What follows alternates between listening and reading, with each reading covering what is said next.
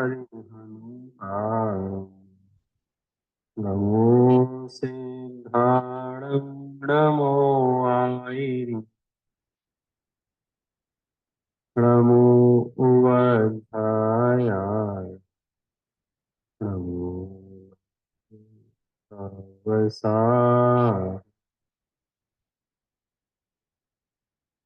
मोक्षमार्गस्य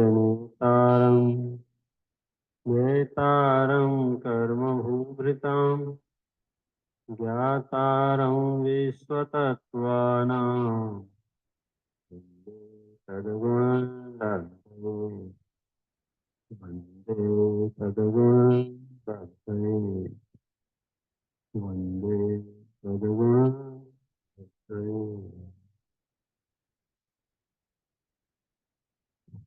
दस लक्षण महापर्व का पावन अवसर चल रहा है और हम अपने स्वाध्याय क्रम में आज उत्तम शौच धर्म की चर्चा प्रारंभ करेंगे।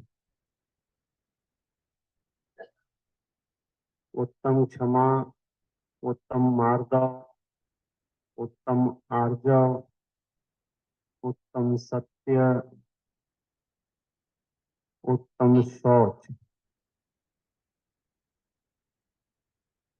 उत्तम शौच धर्म की चर्चा प्रारंभ करें उससे पहले कल हमारी चर्चा चली थी उत्तम सत्य धर्म पर।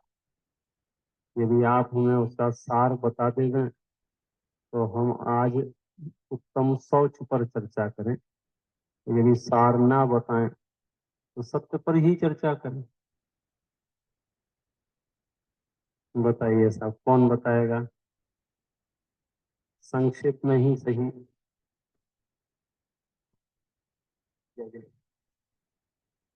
4-5 लाइन बताऊंगा। व्यवहार से सत्य वचन को सत्य धर्म कहा गया है। सत स्वभावी आत्मा के आश्रय से जो वितराग परिणति उत्पन्न होती है उसे निश्चय से सत्य धर्म कहते हैं। सत्य जानना और मानना ज्ञान और श्रद्धा गुण की पर्याय है, पर सत्य धर्म चारित्र गुण की पर्याय है। धर्म की शुरुआत अपनी 5 इंद्रियों को समेटकर अपनी आत्मा में निवास करने के प्रयास से होती है। भूमिका अनुसार प्रशस्त अप्रशस्त भाव होते हैं और वह भूमिका अनुरूप अलग अलग होते हैं। सच्चा सुख आत्मा में है, इसका निर्णय हमें करना पड़ेगा। धर्म आत्मा का स्वभाव है और वाणी उद्गल की पर्याय है, ये भी हमें समझना पड़ेगा। हमें अभिप्राय तो धर्म का ही रखना चाहिए। परिणाम 3 प्रकार के होते हैं, अशुभ, शुभ और शुद्ध। इसमें अशुभ परिणामों से हमें पाप बंद होता है, शुभ परिणामों से पुण्य बंद होता है और शुद्ध परिणामों में पाप और पुण्य दोनों नहीं होते। सत्य बोलना, सत्य समझना और सत्य महसूस करना सभी आवश्यक है। एक इंद्रिय जीव को जिह्वा नहीं मिलती है। 2, 3, 4 और 5 इंद्रिय जीवों को जिह्वा तो मिलती है, पर अक्षय रूप बोलने की सामर्थ्य नहीं होती। वचन कहने, सुनने और समझने की शक्ति सिर्फ मनुष्यों में होती है। तो एक प्रकार से वो एक रिद्धि होती है, तो उसका पूरा ध्यान रखना चाहिए। और अंतिम में भाव किसी के भी निमित्त से बिगाड़ो, पर भाव तो अपना बिगड़ता है, इस बात का हमेशा ध्यान रखना चाहिए। जैसे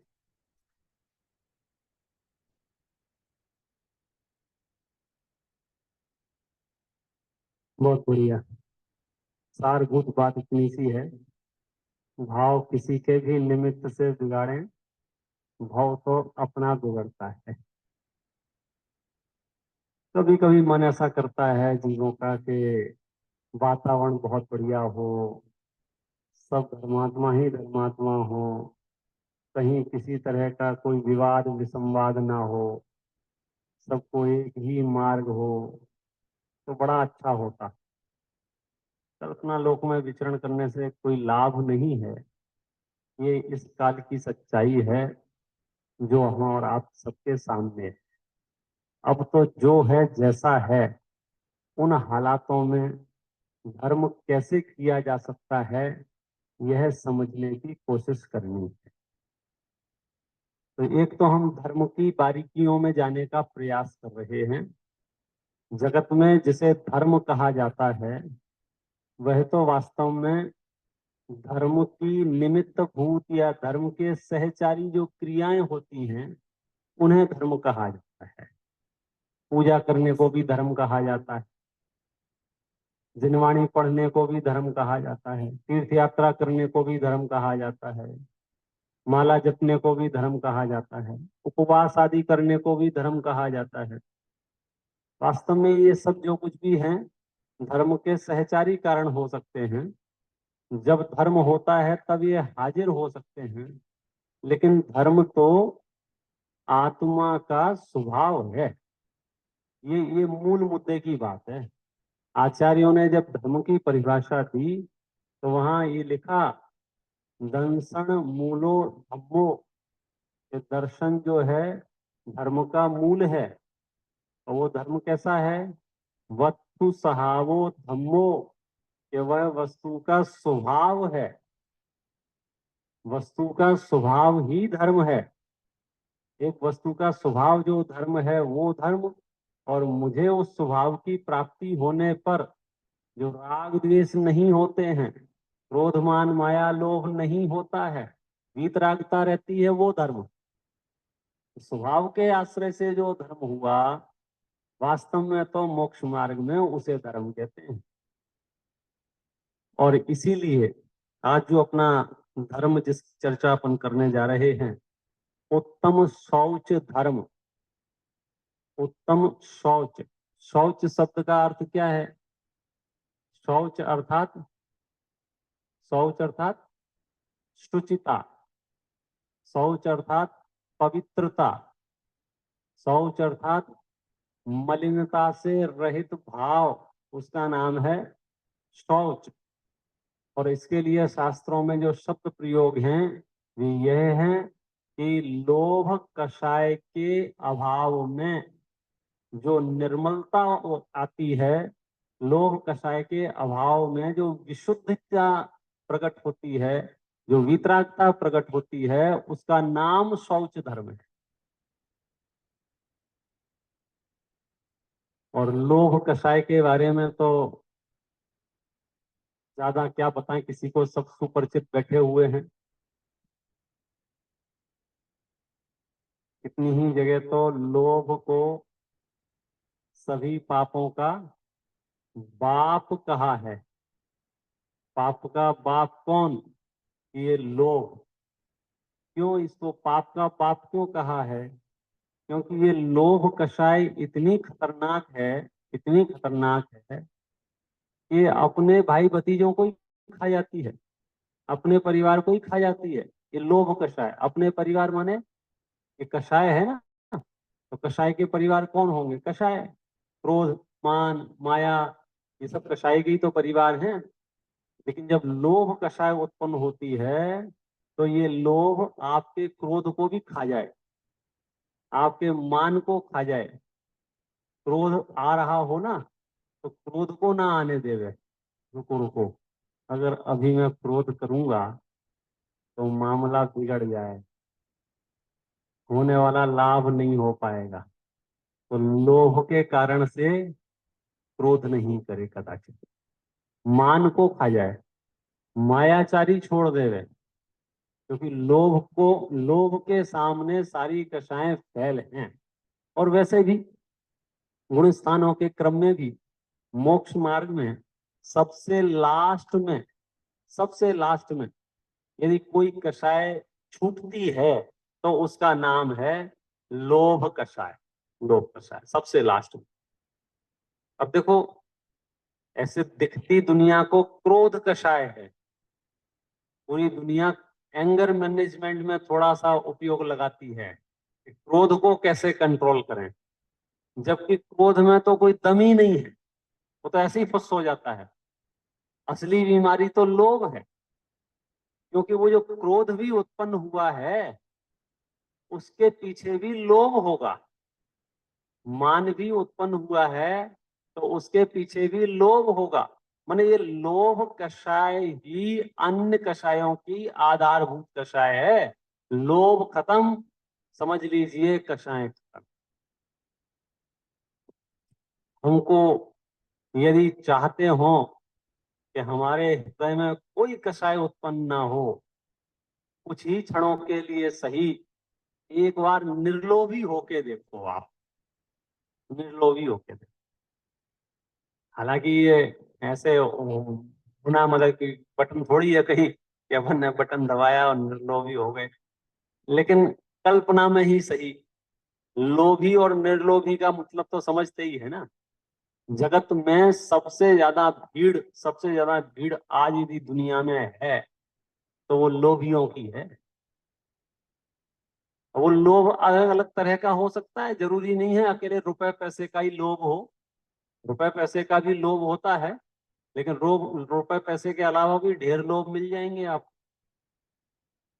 किस किस चीज के लोभ हो सकते हैं, कौन कौन से लोभ हो सकते हैं? आज इसका पोस्टमार्टम होना चाहिए, ताकि हमारे अंदर यदि लोभ कषाय उत्पन्न हो तो हमें पता चले कि लोभ कषाय है। क्योंकि यदि हमको पता चले तो हम उसे कंट्रोल कर सकते हैं, अदरवाइज पता ही नहीं चलेगा, हमें ख्याल में नहीं आएगा कि ये लोभ कषाय है।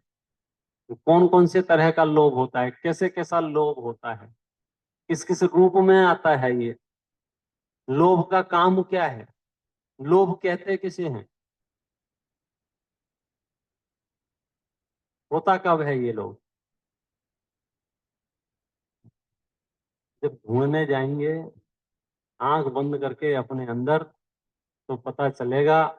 आज दिन भर में हमने जितनी भी पंच की बातें की हैं, प्रयास किए हैं, जितने भी हम चले हैं फिरे हैं घूमे हैं, जो कुछ भी किया है, उन सब के पीछे एक लोभ कषाय बैठी,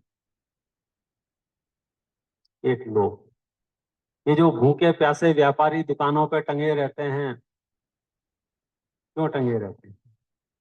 लोभ कषाय है ना। भूख को सहन कर लेते हैं, हाँ, इसी का नाम तो लोभ कषाय है, भूख सहन हो जाती है।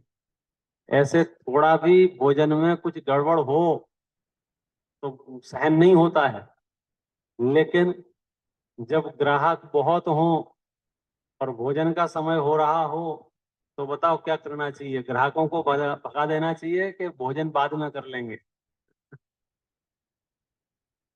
तो भूख प्यास सहन करता है, क्यों? लोभ के कारण से। कष्ट सहन करता है लोभ के कारण से। आपके जीवन में जितनी भी विपदाएं हैं, परेशानियां हैं, और उन्हें आप स्वीकार किए हुए हैं, क्या सोच के? बस इसके बाद ठीक हो जाएगा।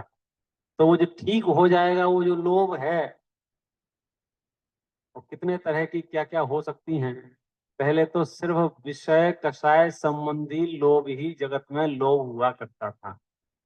सिर्फ पाप के विषयों में, कषायों के विषयों में, किसी को मकान का लोभ है, किसी को आजीविका का लोभ है, किसी को रूप का लोभ है, किसी को धन का लोभ है, यही लोभ हुआ करते थे। लेकिन अब तो काल क्रम में धर्म के नाम पर भी एक अच्छी खासी पैकेज आपको मिलने लग गए हैं, हमें पता नहीं चल रहा है। वहां भी हमें धीरे से लोभ दिखा दिया जाता है। ऐसा करोगे ऐसा होगा, ऐसा करोगे तो ऐसा होगा, ऐसा करोगे तो ऐसा होगा। कहने का अर्थ यह है कि बहुत ईमानदारी से यदि हम अपने चित्त को खोजें कि सच में तुम धर्मात्मा हो कि नहीं हो, तो पता चलेगा कि धर्मात्मा तो बहुत विरले हैं, बहुत विरले। ये जो लोग हैं ये तो लोभी हैं। किस बात के? फिर भले ही हो सकता है इतना ही लोभ हो कि भगवान नरक निगोद ना जाएं और स्वर्ग चले जाएं। कम से कम मंदिर आते रहेंगे, पूजा पाठ करते रहेंगे, व्रत उपवास करते रहेंगे, तो स्वर्ग तो मिल ही जाएगा। तो स्वर्ग मिल जाएगा तो क्या हुआ ये? तो अब हम जो आ रहे हैं, पूजा पाठ कर रहे हैं, जो भी कर रहे हैं, वो क्यों कर रहे हैं? स्वर्ग के लोभ से। और जब तक लोभ है तब तक धर्म नहीं है। जहां धर्म है वहां लोभ नहीं है। और आपने यदि इस लोभ कषाय पर विजय प्राप्त कर ली, और फिर आपके अंदर जो धर्मात्मापना प्रकट होगा, वो कोई अपर लेवल का धर्मात्मापना प्रकट होगा। ये दो दुर्गुण अगर आपके अंदर नहीं है, तो आप सच्चे धर्मात्मा हैं। कौन से दो दुर्गुण? एक डर और एक लोभ। बस। सैनिक जी, कौन से दो दुर्गुण? एक डर और एक लोभ। क्योंकि या तो हम जो कर रहे हैं धर्म या धर्म के नाम पर कोशिश कर रहे हैं, प्रयास कर रहे हैं, जो भी है, उसमें या तो डर काम कर रहा है, यदि धर्म नहीं किया तो क्या तकलीफ हो सकती है, क्या परेशानी हो सकती है, तो डर है। या लोभ काम कर रहा है। और आचार्य कहेंगे कि ये डरपोक और लोभियों के बस की बात नहीं है शुद्धात्मा का सेवन करना। ये डरपोक और लोभियों के बस की बात नहीं है वितरागता के मार्ग पर आगे बढ़ना। हम इस मार्ग को भी विकृत कर देंगे। हम इस मार्ग में भी वो चमत्कारों की चर्चाएं करने लग जाएंगे, क्योंकि हमारे अंदर में कहीं ना कहीं लोभ है। हम चाहते हैं कि मोक्ष तो मिले या ना मिले, हमारी तो यही दुनिया हरी हरी हो जाए। हमें तो इसी दुनिया में थोड़ा धन बढ़ जाए, थोड़ी आजीविका सही मिल जाए, और थोड़े हमारे बुरे दिन चले जाएं, अच्छे दिन आ जाएं, तो फिर हम भगवान से निवेदन करें, भगवान हमारे जो खराब दिन हैं उन्हें अलग कर दो। खराब दिन माने जिनके ग्रह नक्षत्र सही नहीं चल रहे होते हैं। कि क्या होता है, ग्रह नक्षत्र सही नहीं चल रहे होते हैं? बोलो। कि अगर तुम्हारे चित्त में ये बात है कि मेरे ग्रह नक्षत्र अच्छे नहीं चल रहे हैं, समझ लो यही अपने आप में बहुत बड़ी दुविधा है मोक्ष मार्ग में। कि ग्रह नक्षत्र अच्छे होते क्या हैं, बुरे होते क्या हैं, बताओ। किसको बोलते हैं अच्छे और किसको बोलते हैं बुरे? और फिर आपको उपाय करने वाला भी खूब भरपूर उपाय मिल जाएंगे आपको, कि ये विधि है, ये तरीका है, ये मंत्र है, ये तंत्र है, ये बहुत बहुत ढेर उपाय हैं, ढेर।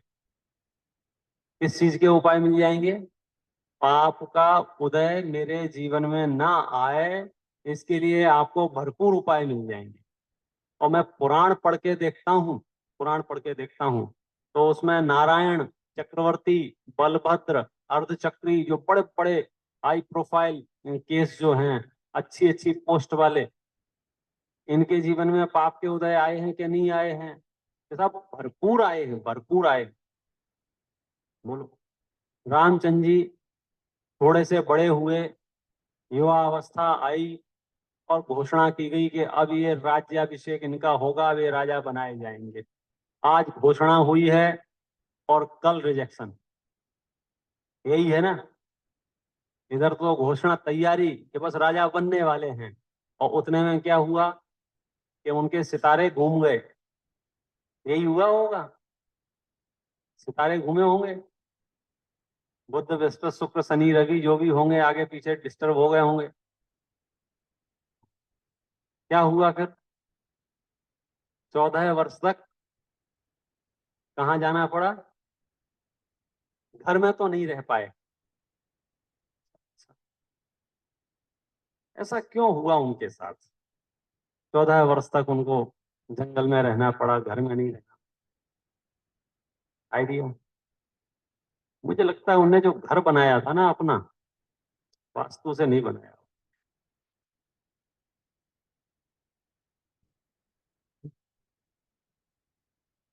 संभावना है कि नहीं है? अरे लोभियों, पुण्य के आकर्षण के, पुण्य के प्रेमियों, आप समझ गए? हमारी आचार्यों से बन क्यों नहीं रही है? क्योंकि आचार्य इधर की कहते हैं और हम इधर की सोचते हैं। हम सोचते हैं हे भगवान, मेरे जीवन में इतनी सी भी प्रतिकूलता नहीं आनी चाहिए। और सच्चाइयां देखते हैं, फाइल खोल के देखते हैं कि जो उस भाव से मोक्ष जाने वाले हैं, उसी भाव से 8 कर्मों का नाश करने वाले हैं, उसी भाव से अरहंत सिद्ध परमात्मा पद प्राप्त करने वाले हैं, ऐसे पवित्र जीवों को भी घर में रहने नहीं मिला है। वो भी एक दो दिन नहीं, 14-14 साल तक। और तुम्हें डेरा जमाना है। यहाँ बात चल रही है तद्भव मोक्षगामियों की, और तुम्हारे ठिकाने नहीं है परिणामों के। हमारा द्वंद कहाँ पैदा हो रहा है? हमको जो भ्रमित किया जा रहा है या हम भ्रमित हो रहे हैं, हमें ये लग रहा है कि कुछ तो कर लूं जिससे इस जीवन में सारा का सारा फर्स्ट क्लास चलता रहे। और आचार्य आपको पूरे पुराण पढ़ा के, पूरे शास्त्र पढ़ा के ये बताना चाह रहे हैं कि थोड़ा समझने की कोशिश करो। जब रामचंद्र जी जैसे पवित्र जीवों का जीवन पूरा व्यवस्थित, शांत, सहज नहीं रह पाया, तो तुम क्यों नई जुगाड़ में लग गए? बात तो ये है कि उनको घर से क्यों निकलना पड़ा, उनको घर से क्यों निकलना पड़ा। उनका घर ठीक कराया जाए, खिड़की तोड़ के दरवाजे लगाए जाएं, दरवाजे तोड़ के खिड़कियां बनाई जाएं, तो उन्हें घर में रहने को मिल जाएगा। कौन सी पूजा की जाए, कौन सा अनुष्ठान किया जाए, क्या किया जाए? रामचंद्र जी से पूछते हैं, वहां तो कुछ प्रॉब्लम ही नहीं। बोले क्या समस्या है? घर में रह के जो आराधना करनी थी, जंगल में रह के करनी, जंगल में और अच्छी होगी, क्योंकि घर में रहेंगे तो 100 समस्याएं हैं। तो हम समस्या से मुक्त हैं, क्योंकि हम पद पे नहीं बैठे हैं। पद पे नहीं बैठे हैं तो लोगों की दरबार नहीं लगने हैं, सुनना नहीं है किसी। गजब हो गया। आश्चर्य सा होता है। बलभद्र हैं, सम्यक दृष्टि हैं। सम्यक दृष्टि भी सामान्य नहीं है, छायक सम्यक दृष्टि है। छायक सम्यक दृष्टि जीवों को भी ऐसे तिरस्कार के क्षण देखने पड़ जाते हैं। आपका ध्यान जा रहा है छायक सम्यक दृष्टि के तिरस्कार पर। मैं ध्यान आकर्षित करना चाहता हूं कि छायक सम्यक दृष्टियों के जीवन की विशेषता देखो, कि इतना तिरस्कार भी उनके मोक्ष मार्ग को रोकने में समर्थ नहीं है। ऐसा नहीं है कि अब उनको घर में नहीं रहने दिया जा रहा है तो अब वो धर्म कैसे कर पाएंगे, अब सामायिक कैसे करेंगे, प्रकरण कैसे करेंगे, मन कैसे लगेगा धर्म में। अब तो स्ट्रेस लेवल कितना हाई हो गया होगा कि अभी अभी तो शादी ब्याह हुए हैं और अभी अभी घर से निकाला जा रहा है। कितना स्ट्रेस रहा होगा। कि सुनो, छायक समृद्धि थे ना, वहां स्ट्रेस नहीं था। स्ट्रेस का क्या काम है? उन्हें ये मालूम है, क्या मालूम है, कि मेरे साथ जो ये व्यवहार हो रहा है इसमें सामने वाले का कोई दोष नहीं है। सामने वाले का कोई दोष नहीं, निर्दोष है, मेरे ही कर्म का उदय है। और ये तो मैंने एक उदाहरण दिया है। आप हजारों उदाहरण पढ़ लेना पुराणों में से, हजारों उदाहरण होंगे इस तरह के, जो उस भाव से मोक्ष जाने वाले होंगे, तद्भव मोक्षगामी होंगे, 8 कर्मों का नाश करने वाले होंगे, लेकिन परिवार में उनसे नहीं बन रही है। आप 5 पांडव और अर्जुन को देख लीजिएगा। पांचों पांडव जो रह रहे हैं, छायक सम्यक दृष्टि है ना, पांचों पांडव, उनमें से कितने ही तो मोक्षगामी है ना, उसी भाव से मोक्ष जाएंगे। लेकिन पूरी जिंदगी स्ट्रेस में। मतलब कभी कभी ऐसा लगता है कि थोड़ा पुराण सीरियसली पढ़ें और अपने जीवन को देखें और थोड़ा सा कंपेयर करें, तो पता चलेगा कि हम तो मुफ्त में ही स्ट्रेस ले रहे हैं। कोई हमें लात मार के घर से भगा नहीं रहा है, खाने पीने के कोई बांधे नहीं है, मतलब कोई प्रॉब्लम नाम की कोई चीज ही नहीं है। आप कल्पना करो उस प्रॉब्लम की, कि उनको घर में नहीं रहने दिया जा रहा है। घर में, किसके घर में नहीं रहने दिया जा रहा है? उनके बाप के घर में। भाई उनका ही खुद का ही है ना, कि किराए का था। राजा थे ना, राजा, क्या नाम था, दशरथ। घर में नहीं रहने दिया जा रहा।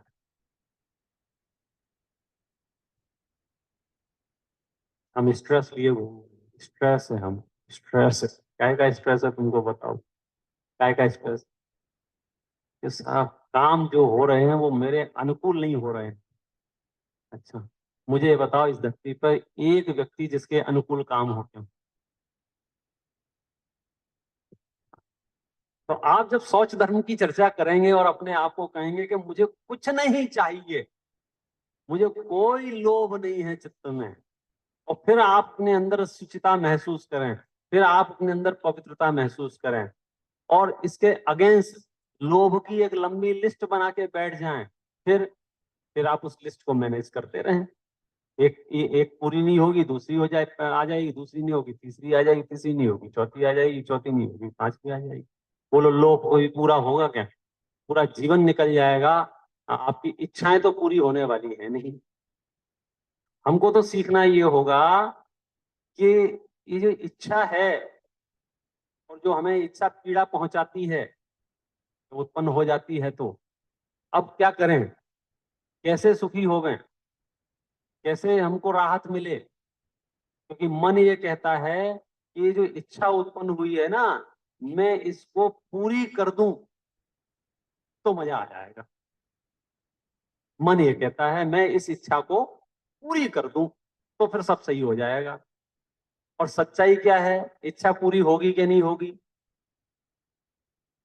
इच्छा पूरी होगी कि नहीं होगी, वो तो भाई साहब कह नहीं सकते। 100 में से एक आध हो भी जाएगी और 99% तो नहीं हो। तुम्हारा तो पता नहीं है कौन हो, क्या हो, कैसे हो। यहाँ तो हमने छायक सम्यक दृष्टियों को देखा है, तत्व मोक्षगामियों को देखा है, चक्रवर्तियों को देखा है, तीर्थंकरों को देखा है, बड़े बड़े पुण्य पदाधिकारियों को देखा है। हम कोई धर्म की एक क्रिया करके अपने पूरे जीवन को संकट मुक्त रखना चाहते हैं। यहीं से मिथ्यात्व शुरू होता है कि तुम संकट रहित जीवन की कल्पना कर क्यों रहे हो। और संकट रहित जीवन की कल्पना करनी है तो फिर मोक्ष मार्ग में चलो, सिद्ध सलाह में चलो। सच में ही फिजिकल संकट भी नहीं है तो क्या करें कि यहाँ तो जिस भूमिका में हम और आप सब हैं, हजारों संकट आएंगे और आपको भेद विज्ञान करके उन संकटों से भिन्न भगवान आत्मा को अनुभव करना है, तो समझ लो काम हो सकता है। यदि हम ये सोच रहे होंगे कि कोई ऐसी जुगाड़ कर दो जिससे मेरे ऊपर संकट ना आए, और दावा करने वाले भी आपको ढेर मिल जाएंगे कि आओ हमारे पास आओ, हम आपको एक ऐसा मंत्र देते हैं, इसको पढ़ो तुम्हारे सब संकट दूर हो जाएंगे, हम ऐसा तंत्र देते हैं, हम ऐसी माला देते हैं, हम ऐसा फलाना करते हैं, हम ऐसा ठिकाना करते हैं। तो आप सिंपल सा जवाब है कि आप जो कुछ भी कर रहे हो वो दूसरों को तो बाद में, पहले आप खुद का देखो। क्योंकि संसारी जीव यदि है वो कर्म के उदय से रहित नहीं है, और कर्म के उदय से जो रहित नहीं है वो दावे नहीं कर सकता कि अगली पर्याय कैसी हो। मैं आपको निरोगता के दावे करूं और मैं खुद औदारिक शरीर लिए बैठा हूं, तो इसका मतलब क्या है कि वो अगली पर्याय ऐसी हो सकती है जिसमें रोग ही रोग भरे पड़े हों और इलाज ना मिल रहा हो कोई।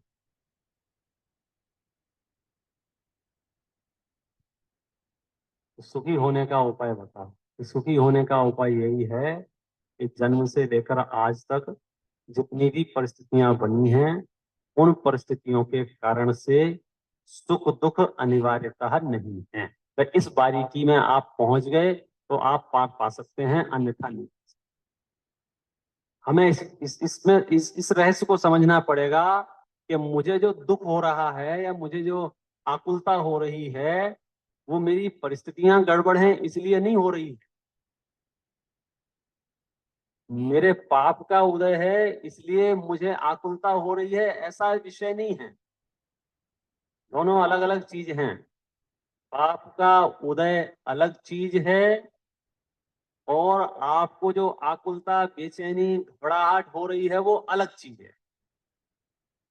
ये अलग बात है कि हमारी प्रैक्टिस ऐसी हो गई है कि हमने मिक्स कर दिया है, और जगत में चर्चाएं भी फिर ऐसी होती हैं। यदि किसी के पाप का उदय आ जाए तो थोड़े से भी कमजोर लोग होंगे वो उन्हें चिढ़ा सकते हैं, वो उन्हें ईर्ष्याग्रस्त हो सकते हैं। देखो कैसे पाप के उदय आ गए हैं, देखो कैसे पापी हैं। पाप के उदय आने से उन्हें पापी कहा जाने लग जाएगा कदाचित, लेकिन पाप के उदय से कोई पापी नहीं होता है, ये लिख लेना। ये बहुत पक्की और क्या कहना चाहिए तात्विक बात है। क्या कह रहा हूं मैं फिर से रिपीट करता हूं। पाप का उदय समझते हो, पाप का उदय माने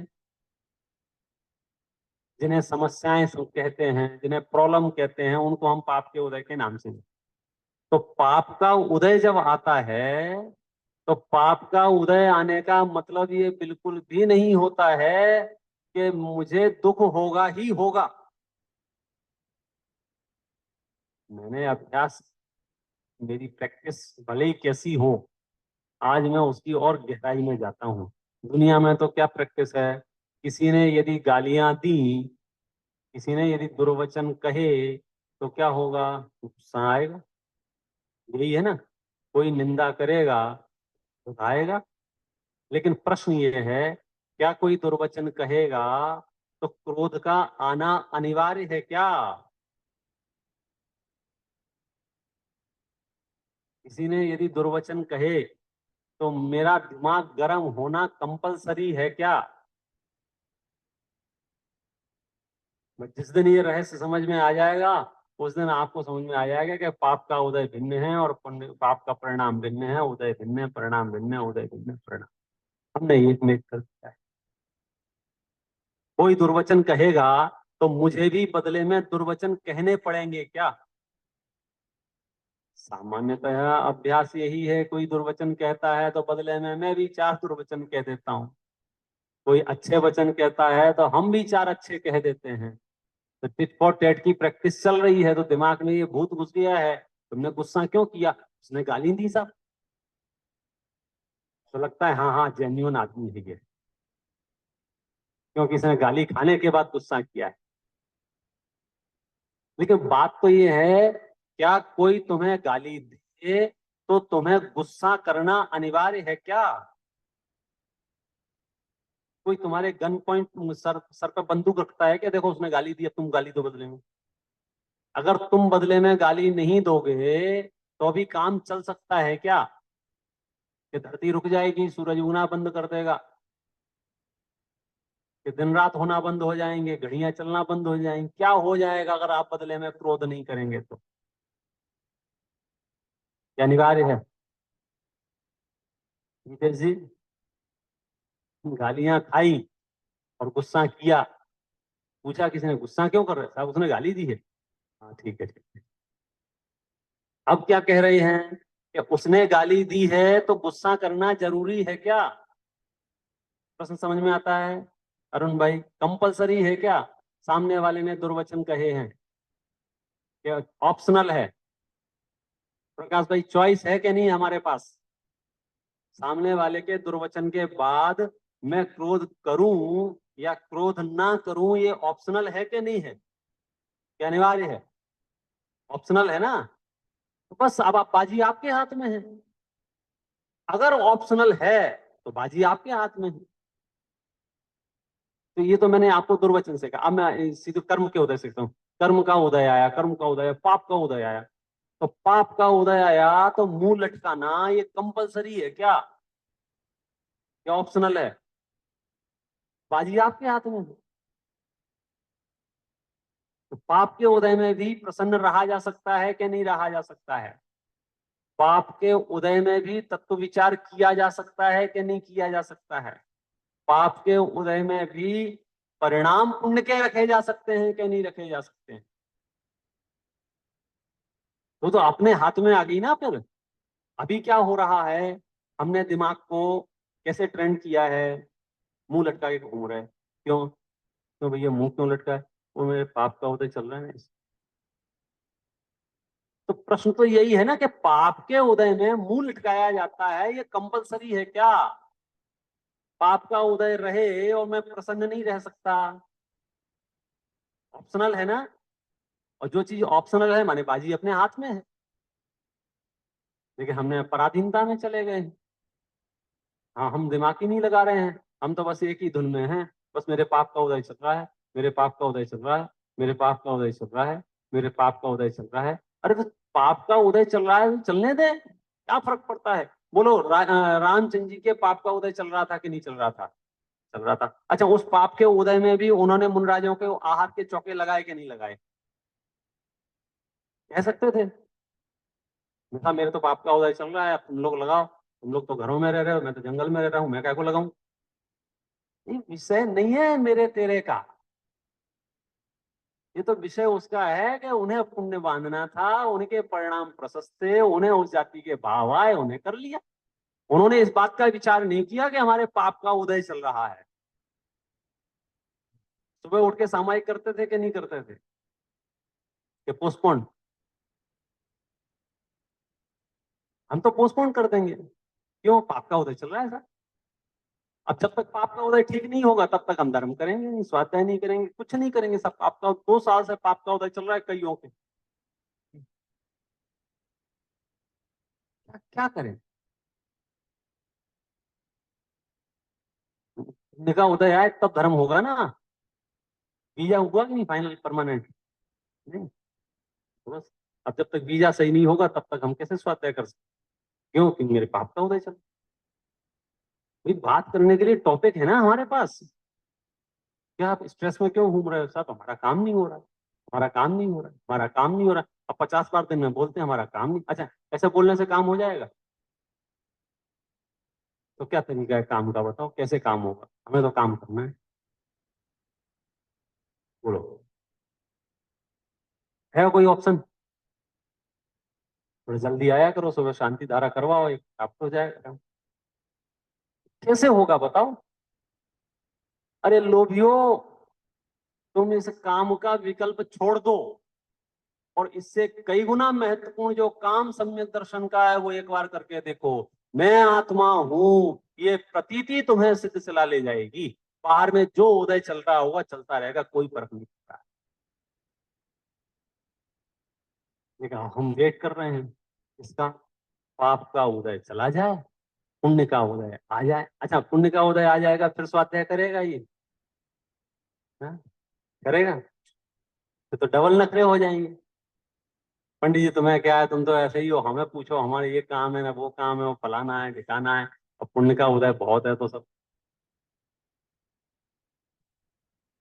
इंदौर के एक सेठ जी थे, इंदौर के एक सेठ जी, नाम सुना है? इंदौर के सेठ हुकम चंद जी, हाँ सेठों ने नाम सुना है। सेठों ने सेठों का नाम सुन रखा है।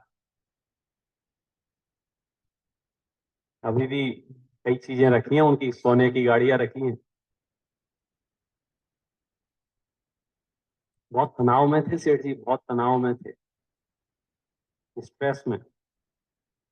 और बात करने की फुर्सत नहीं, समय नहीं, चीजें नहीं। पत्नी उनसे कुछ पूछती, बताते नहीं, मतलब ऐसे ही डिस्टर्ब चल रहा था उनकी जिंदगी के वो क्षण। तो पत्नी ने पूछ लिया, क्यों क्यों क्यों इतने व्यस्त रहते हो, क्यों इतने उखड़े हो, तुम्हें क्या पता, मैं 8 की फैक्ट्री खोल रहा हूँ, ऐसा जवाब दिया। तो पत्नी ने कहा कि मालिक, नरक तो 7 ही होते हैं। इसके लिए क्यों उथल पुथल हो रहे हो? 8 बोलोगे 800 खोलो, चैतन्य के साथ तो किया हुआ परिणाम ही जाएगा बस। बाकी एक सामग्री का एक परमाणु साथ में जाने वाला नहीं।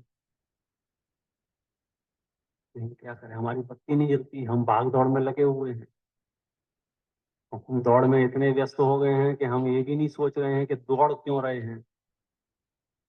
दौड़ रहे हैं, दौड़ रहे हैं, दौड़ रहे हैं, दौड़ रहे हैं। तत्व विचार के लिए जो मनुष्य पर्याय मिली थी, उस मनुष्य पर्याय में भी दौड़ रहे हैं। एक इंद्री, 2 इंद्री, 3 इंद्री, 4 इंद्री तो ठीक है, समझ में आता है, बेचारे क्या करें जी, खाने पीने के सबके बांधे हैं। मनुष्य पर्याय और उत्तम कुल, इतना बढ़िया पैकेज मिला आप सबको। क्यों इतना बढ़िया पैकेज मिला? कि आप शांति से तत्व विचार कर सको। आप उस पैकेज में भी स्ट्रेस ढूंढ लाए कि हमको बहुत तनाव है सर, हम नहीं सर, हम तत्व विचार नहीं कर सकते, हमारी जॉब की रिस्क है अभी, हमारा ऐसा है, हमको ऐसा हो सकता है, हमको ऐसा हो सकता है। ऐसी हालत हो गई है। वर्णी जी ने लिखा है कि एक व्यक्ति था, समुद्र में जा रहा था जहाज के ऊपर से, बड़ी बड़ी लहरें उठी, जहाज एकदम हिलने डुलने लग गया और पलट गया। वो गिर पड़ा बेचारा पानी में, डुबुक डुबुक डुबुक, जैसे तैसे वो लकड़ी के कोई पाटे पर बच गया और किनारे में बह के पहुंच गया। पूरा जहाज एक तरफ और ये अकेला एक तरफ, किसी टापू पे जाके पहुंच गया। सुबह सुबह 7:30 8 बजे सूर्य का उदय जब हुआ, तेज साफ साली, मुंह पे धूप पड़ी तो उसकी नींद खुली और उसने देखा, अरे ये मैं कहाँ आ गया हूँ? ये बड़े बड़े पेड़ और पानी, और यहाँ तो कोई लोग नहीं दिख रहे, फलाना नहीं ठिकाना नहीं। तो बैठ गया और सोचने लगा कि कहाँ आ गया हूँ, कौन हूँ ऐसा। इतने में उसने दूर से देखा कि हाथी आ रहा है। तो उसने क्या किया कि बाद में सोच लूंगा, पहले जान बचाऊं। तो उठ के भागा, और ये उठ के भागा तो हाथी और तेज भागने लगा, क्योंकि सामान्य नियम है। वो डर गया तो हाथी और पीछे पड़ा। हाथी पीछे पड़ा तो ये आदमी दौड़ के गया, एक पेड़ पे चढ़ गया। और होशियार समझ रहा अपने आप को कि अब मैं बच गया, अब हाथी मेरा क्या बिगाड़ लेगा। लेकिन जैसे ही पेड़ पे चढ़ा और उसने अपनी गर्दन नीचे की, तो देखा, अरे बाप रे, ये तो कुआं है इसमें नीचे, अंधा एकदम गहरा। और उसमें भी देखा तो चार सांप और अजगर। ऊपर देखा तो जिस डाली को पकड़ा था, उस डाली को चूहे काट रहे थे।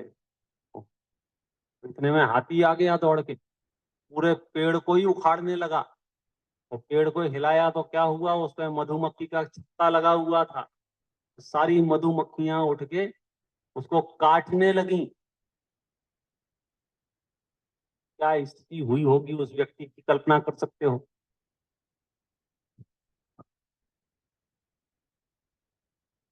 कैसी अवस्था है उसकी। ये इसको बोलते हैं स्ट्रेस। एक्चुअली रियल स्ट्रेस तो यही है, क्योंकि अब उसको घबराहट है। यदि पेड़ उखड़ गया तो मरा, डाली टूटी तो मरा, हाथ छूटे तो मरा। मतलब अब उसको कोई सहारा नहीं दिख रहा है बचने का। और ऐसी भीषण परिस्थितियों में कोई उसे कहे कि आओ हम तुम्हें बचा लेते हैं, तो वो मजा आ जाएगा कि नहीं आ जाएगा? स्वाभाविक बात है। तो वहां से किसी इंद्र ने, देव ने कहा कि आओ हम तुम्हें तुम्हारे घर छोड़ देते हैं, तो बोलता है हाँ। और हाँ बोला, इतने में शहद की एक बूंद उसके मुंह में टपक गई। फिर क्या हुआ? वो कुआ भूल गया, वो सांप भूल गया, वो अजगर भूल गया, वो चूहे भूल गया, वो हाथी भूल गया, वो सब सब भूल गया। तकलीफ है कि नहीं है? लेकिन वो मधु बिंदु का ऐसा स्वाद आया, ऐसा स्वाद आया, क्या वो कह रहे हैं कि चलो, तो क्या बोलता है, एक एक बूंद और। ठीक है भाई, एक बूंद और ले लो। फिर कहते हैं अब चलो, तो फिर क्या जवाब देता है, एक एक बूंद और, कि अब चलो, कि एक बूंद और। कौन है वो पेड़ पे टंगा हुआ व्यक्ति, जानते हो कौन है? क्या बात है, सच में? बहुत फेमस है फिर आप, क्योंकि भारत के हर एक मंदिरों में लगभग लगभग वो चित्र देखने को मिल जाएगा आप।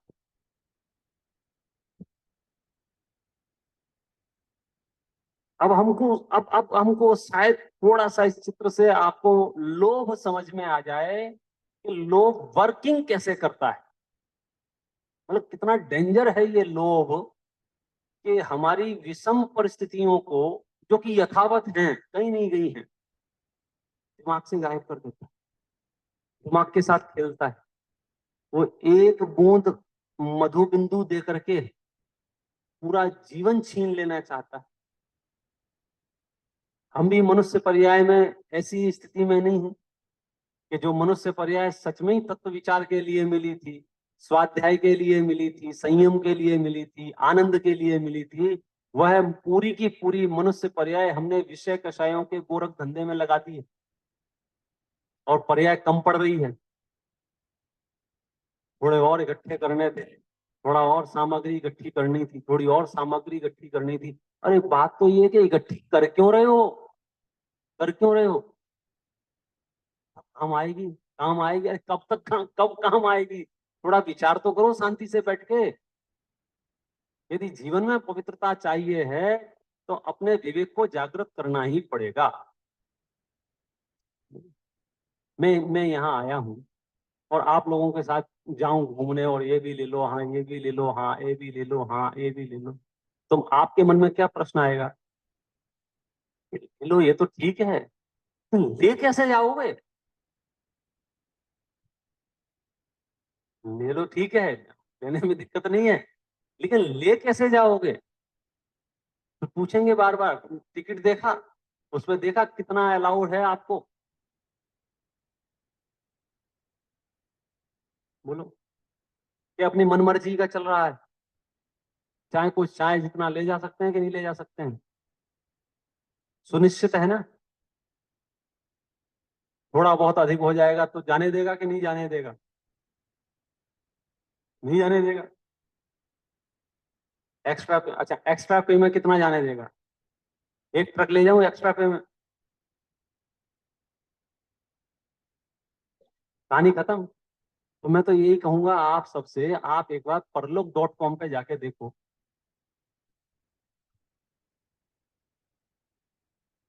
लगेज कितना अलाउड है आपके साथ? वो जो आप विग्रह गति में जाएंगे तो उस एक बार टिकट चेक कर लो बस। फिर आप जितना समेटना है समेटो, हमको कोई समस्या नहीं। अब प्रॉब्लम कहाँ आ रही है कि वहां अलाउड नहीं है एक सूटकेस भी। हैंडबैग तो होगा उसमें? हैंडबैग भी नहीं है तो डायरी कॉपी पेन कुछ भी?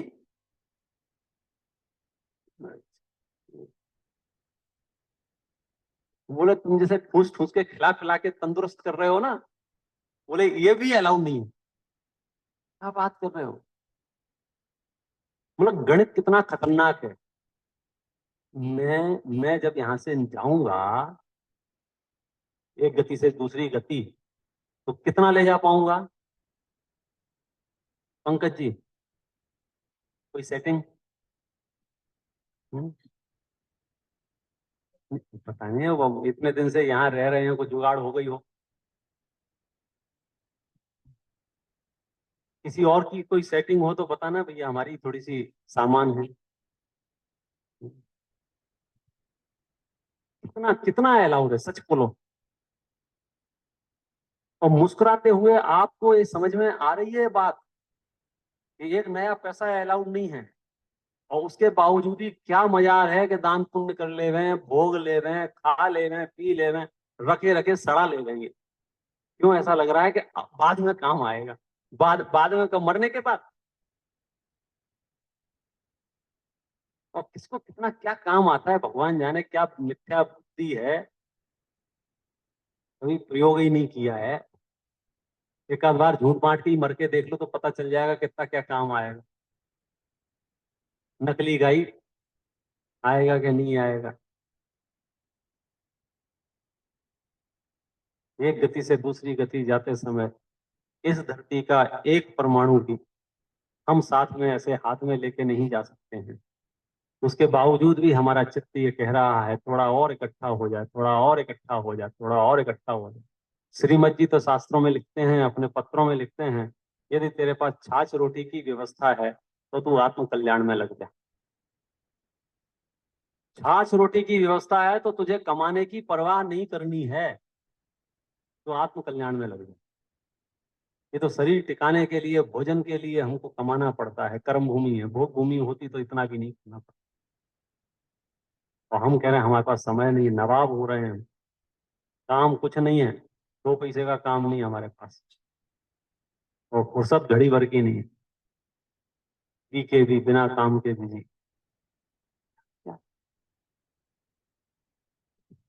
लोभ का ऐसा ही कोई स्वरूप है, बेवकूफ से बन जाते हैं, पता नहीं चलता है, लास्ट में ठगाए जाएंगे, फिर मुंह की खाएंगे, फिर हम सोचेंगे अरे हमारी तो जिंदगी फालतू में निकल गई, और हमने तुम्हारे लिए इतना किया, तुम्हारे लिए इतना किया, तुम्हारे लिए इतना किया।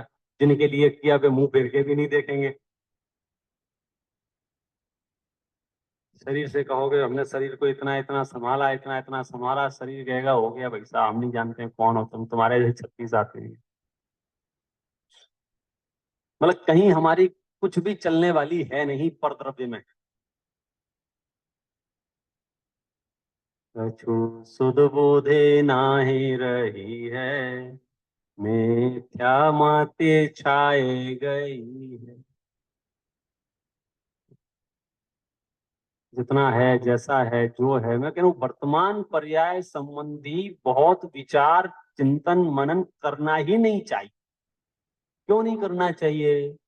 क्योंकि वो तो तुमने जितना पूर्व में कमा के आए हो उतना यहाँ मिलेगा, मिलेगा, मिलेगा, गारंटी से मिलेगा। अपने दिमाग से भूत निकाल दो, मैं कुछ कर रहा हूं, मैं कुछ कर रहा हूं। और नहीं हो तो प्रयोग कर लो, याद कर लो। जब जब इस दुनिया में आए थे ना आप, इस दुनिया में, इस धरती पर आए थे, याद कर लो कब आए थे। सबके अलग अलग सन होंगे। नितेश जी, जब आए थे तो कितने बड़े थे? पता नहीं, थोड़ा सा आइडिया होगा। दिमाग पे जोर डालो, शायद कुछ याद आ जाए। कितने कितने बड़े थे जब आए थे तो? बोलो जी, सिंहासन पे जो बैठे हैं, क्या अवतार लिया है आप लोगों ने? आप भी आए ना मनुष्य गति में। तो जब मनुष्य गति में आए तो आप कितने बड़े थे? हाँ, 12 पौंड के? 12 से 16 इंच के, हाँ, 12 से 16 इंच के। 12 से 16 इंच के, बोलो।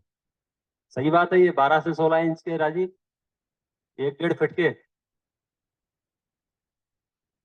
सुनो भैया, ये तो तुम यहाँ आने के 9 महीने बाद की बता रहे हो। हम तो ये पूछ रहे हैं जब आए थे तब आपकी हेल्थ हाइट कैसी थी? कितने बड़े थे, कितना वजन था, क्या रूप था, कैसी शक्ल थी? फोटो वोटो हो तो दिखाओ। कब का? जब आए थे। आने के 9 महीने बाद नहीं, तो आए थे। तो कहोगे पंडित साहब, वो तो क्या ही, तो मतलब कितना सूक्ष्म आकार रहा होगा जब हमारा जन्म क्षण होगा। अब प्रश्न ये है कि उस सूक्ष्म आकार को 1 1.5 फीट का किसने किया? वो उसको उसका नाम बताओ। उसमें मतलब आपने, आप बहुत पुरुषार्थ पुरुषार्थ करते रहते हो ना 24 घंटे में, थोड़े पुरुषार्थ की बात करता हूँ। आप उतने से आकार से लेकर के 1 1.5 फीट के हुए, मतलब शरीर बना, ऑर्गेन बने, हाथ पैर बने, उंगलियां बनी, नाखून बने, बाल बने, आंखें बनी। इस पूरी प्रक्रिया में आपका क्या योगदान है?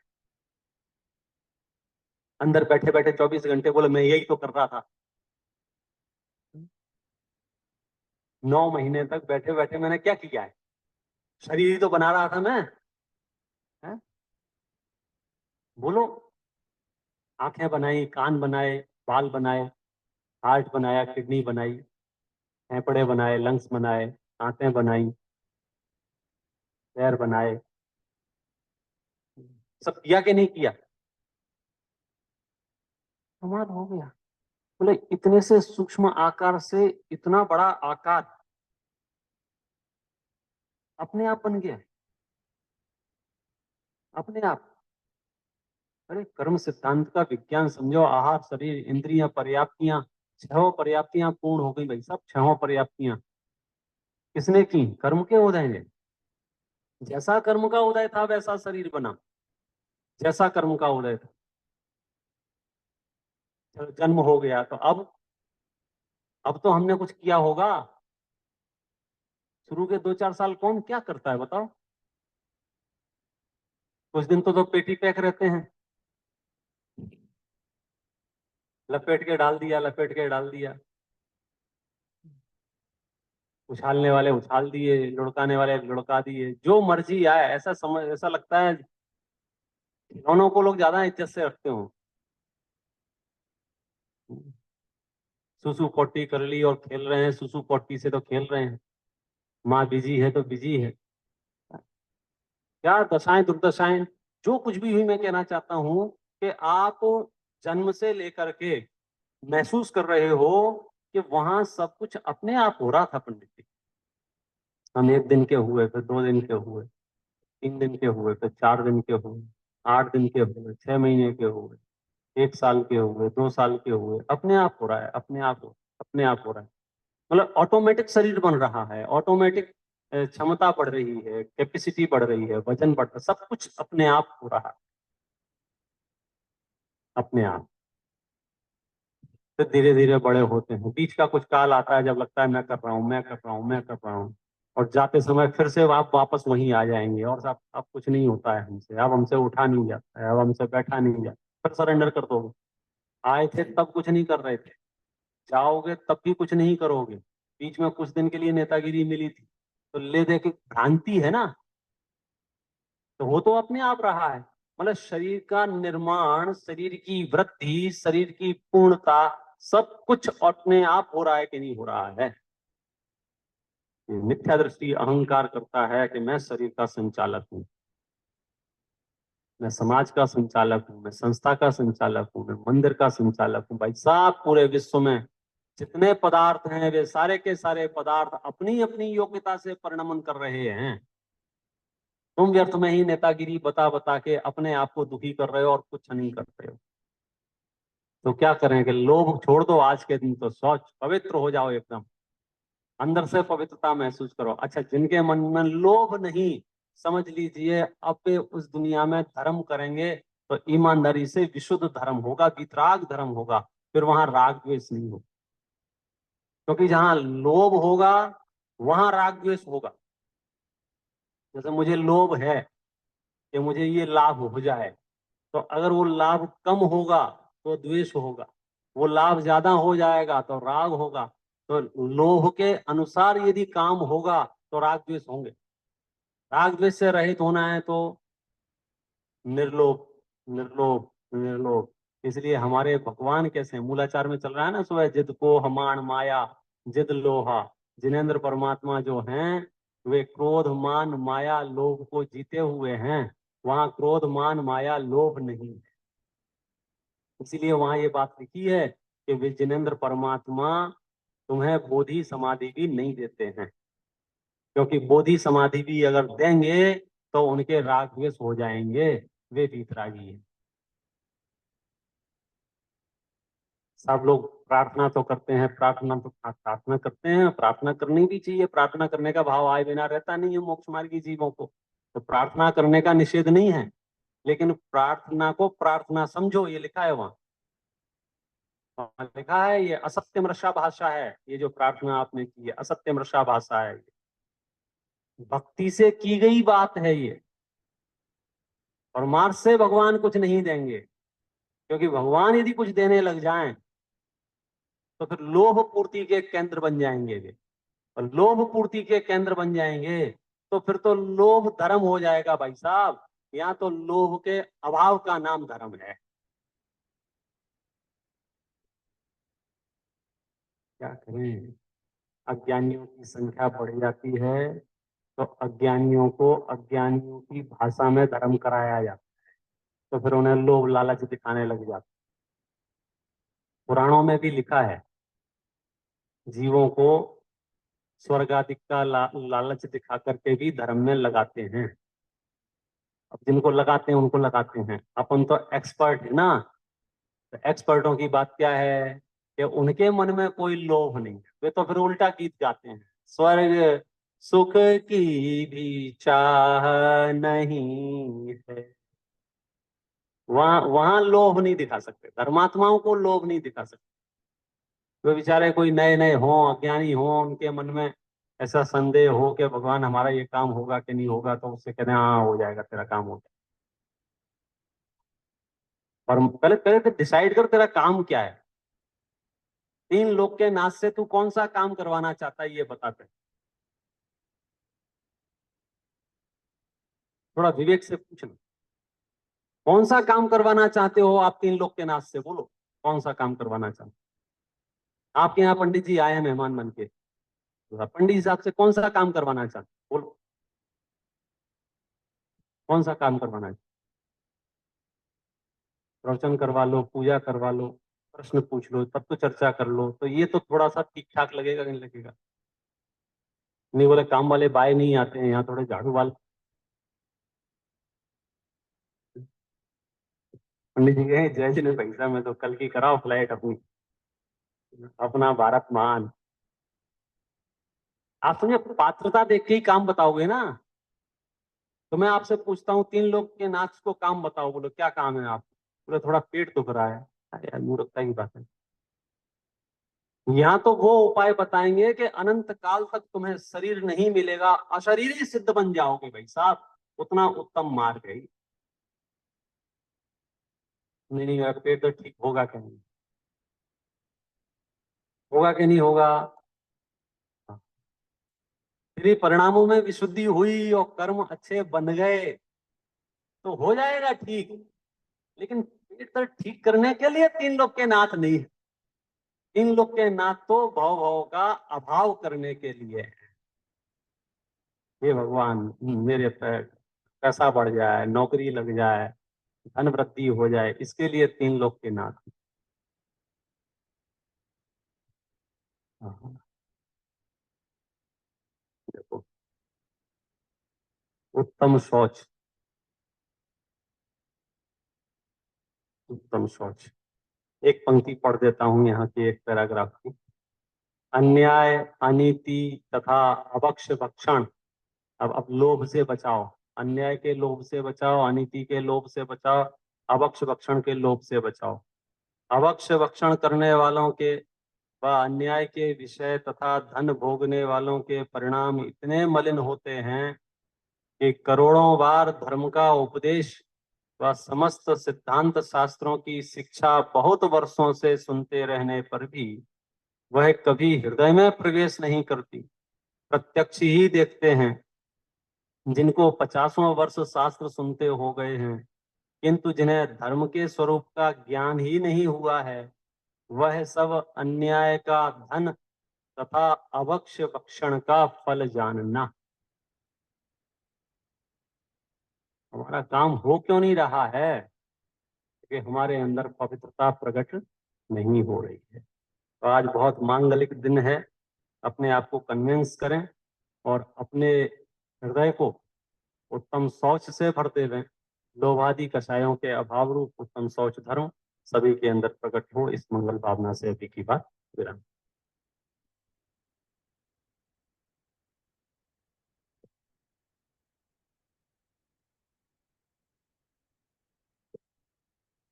निज निधि निज में बताई, यह अनंत उपकार है। उसके लिए जिन वाणी तो वंदना सतबार।